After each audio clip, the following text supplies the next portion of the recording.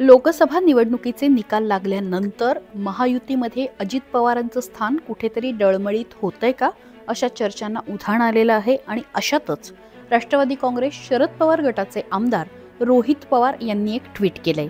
या ट्विटमध्ये अजित पवारांना कुठेतरी बळीचा बकरा करण्यात येतोय असंही ते म्हणालेत। या ट्विटमध्ये त्यांनी नेमकी काय थिअरी मांडली आहे बघूया।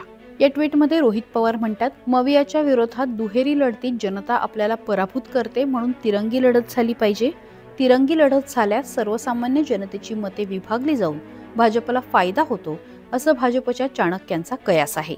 त्यामुळे तिरंगी लढतीसाठी तिसरा पर्याय उपलब्ध करण्यासाठी अजितदादांना बळीचा बकरा करण्यात येत असून आधी RSSच्या मुखपत्रातून टीका, नंतर झोपलेले तथाकथित गांधी जागे करायचे आणि आता पुढे काहीतरी करून अजितदादांना वेगळे होण्यास भाग पाडायचे, अशी रणनीती चाणक्यांनी दिल्लीत मांडली असल्याची चर्चा आहे।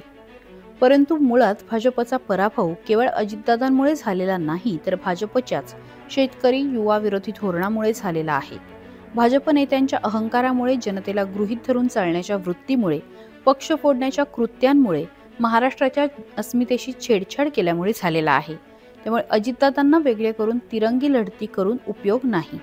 शेतकरी युवा यांना गृहीत धरून चालणाऱ्या, मराठी स्वाभिमान गहाण टाकून महाराष्ट्राचे उद्योग गुजरातला पळवणाऱ्या भाजपला धडा शिकवल्याशिवाय हा महाराष्ट्र शांत बसणार नाही, याची दखल चाणक्यांनी घ्यायला हवी।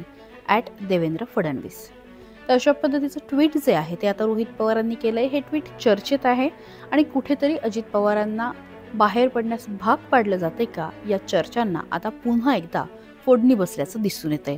या सगळ्याबाबत काय वाटतं कमेंट बॉक्समध्ये नक्की सांगा। सकाळला लाईक, शेअर आणि सबस्क्राईब करायला विसरू नका। महाराष्ट्रातील सर्व बातम्यांचे विश्वासार्ह व्यासपीठ, सकाळच्या सर्व सोशल मीडिया प्लॅटफॉर्मला लाईक, फॉलो आणि सबस्क्राईब करा। तसंच सर्व नोटिफिकेशनसाठी बेल आयकॉन प्रेस करायला विसरू नका।